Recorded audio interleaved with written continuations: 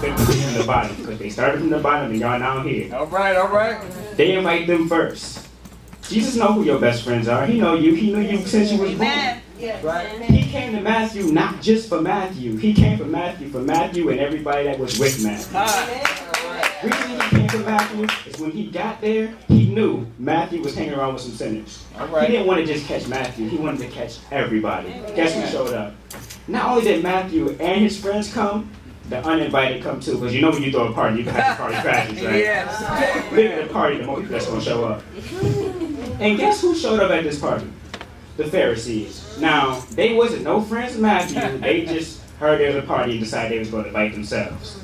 Now, Jesus being the kind-hearted person he is, he had to show them the door, but not in a nice way. I mean, like, they came and they already thought that they was the stuff. Like, the Pharisees have a reputation of thinking they're holier than everybody else. They're the ones who made all the rules that they wasn't going to follow, but you was expected to. They to now, is the popular kids who think they run the school, but really don't. They be the ones coming there with the best clothing, knowing that they ain't got it all together. They want to talk about everybody in the room except them. But when he got there, they tried to trip up Jesus' disciples, and Jesus wasn't having it. It says here, he says, the Pharisees murmured against his disciples, saying, "Why do you eat and drink with publicans and sinners?" They basically questioned why Jesus was there. The party was for Jesus, but Jesus had no right to be there. He was like, "Why are you hanging around with all of these sinners?" And Jesus was like, shows how much you know. Y'all supposed to be the holiest of holies. Y'all supposed to study and show yourselves approved, but yet you don't know that I didn't come here for those who got their stuff together. Come on. I came for the ones that toe up and flow up. I came for the ones who don't know where they're going. They're lost and don't know how to be found. These are the ones that I came to say, if you perfect, then why am I here for you? I mean, like, you don't need my help if you got it all together. And the Pharisees didn't know how to respond to that. The reason this party was thrown, the reason why Matthew was chosen, was to set this stage up for Jesus. He not only, in one afternoon, not only did he save Matthew and his whole clique, but he threw away the notion that the Pharisees was everything they claimed to be. In one evening, he showed the Pharisees how they did not have it together, how they were not the smartest in the room, and how that they were not going to be the ones who did what they thought they were going to do. The Pharisees didn't know how to react. You invite yourself to somebody else's party and then get embarrassed by everybody around you. Like, they ain't know how to say, they ain't know how to handle it. These wasn't the first to be reckoned with. Now, the reason you got to be careful when God calls you is, don't question God. Matthew didn't question God. He knew God was coming and he just went with it. He just went along with it. Because Matthew knew. He may not know where the road took him, but he knew it. The person that he was following would not lead him wrong. Amen. He knew that even though his life was great now, his life would be so much greater following Jesus. Yes. It had to take so much dedication and devotion to figure out the fact that you may be rich and have everything you have, but that's nothing compared to what God can give you. Yeah. He had enough common sense to know all the money in the world would not get me where this guy was going to take me. And he left everything that he was doing and followed Jesus. So when Jesus calls you, just follow. You might be the one that saved everybody around you. Come on, come Amen. on.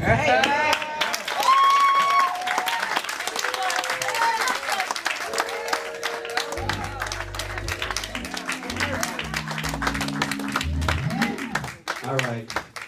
We not happy. My wife just said she voting for her. I'm voting for him too. You voting for him too. Okay. Listen. We got a couple of, wait a minute. We got a couple of hands going up. We have anybody want me to say faster? Thank you, Big Mike. Thank you, Big Mike. Listen, I need a couple of volunteers. I need a person to hold this paper. I resign. You volunteer? Or you gonna sit on this side? Hold on, let me make sure I have enough paper for each person. You hold that one. Don't show the audience yet. Do not show the audience your paper yet. Now I do find this most. I'm gonna speak for just a moment. Evangelist Wells, could you get Hebrews chapter 5, verse 13, please? Pastor Monk, could you get the 23rd Psalm? Oh, yeah, I got that one in my heart. Oh, no, I got one in my heart too. I need, not show your paper, I need, how many pieces of paper? Thank you, sir. I need one more person, brother. Okay, I need all of you to stand on this side of me, to my right. Do not show your paper to the audience yet. I need one more volunteer. Tolanda, here you go, my baby. Come on, here you go. My sweetie Tolanda. You don't get a paper, baby. You don't get a paper. And I'm not calling you out, but since you're here, I need everyone to pay very close attention to where we're going with this.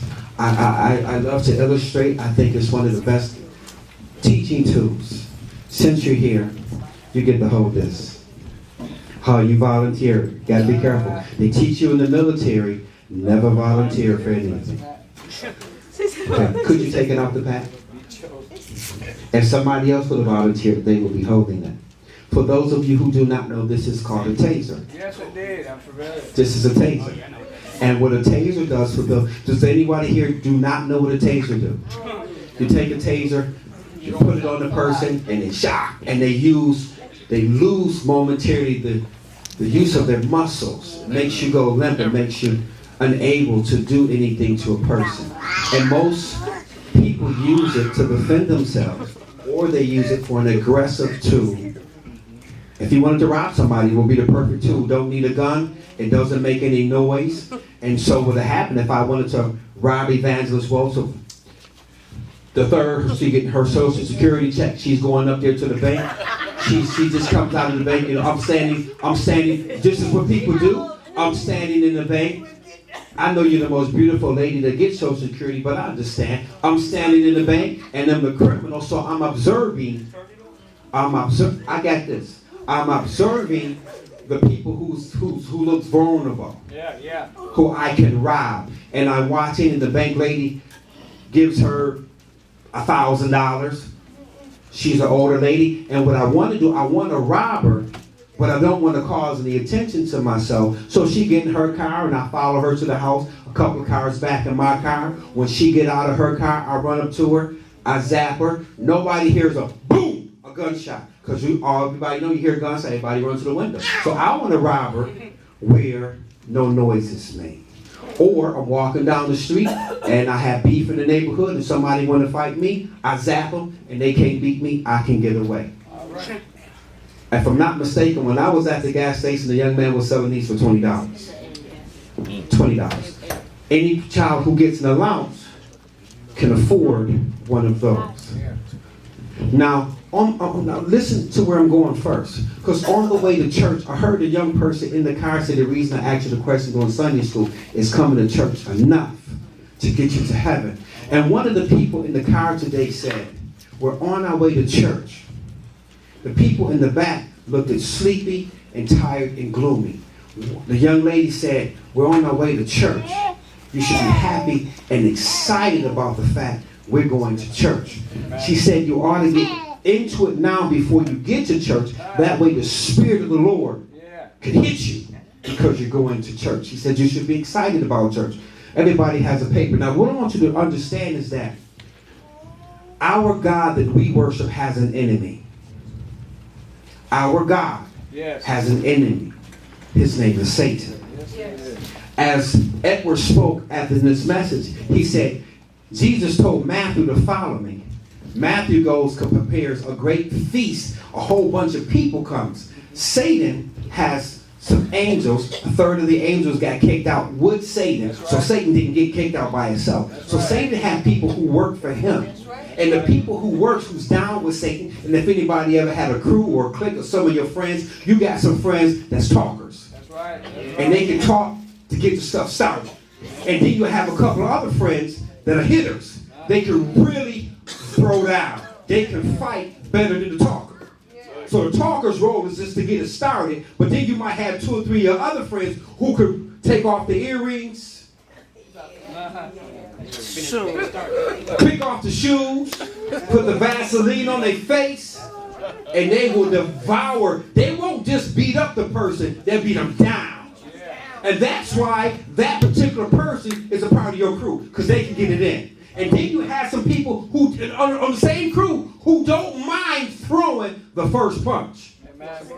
They'll throw the first punch, get it started, and got the other 2 or 3 people ready to stand to the side. Dear, how to say, I wish somebody would jump in.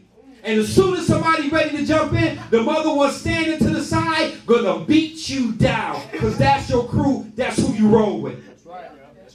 Edward, we thank you for your word.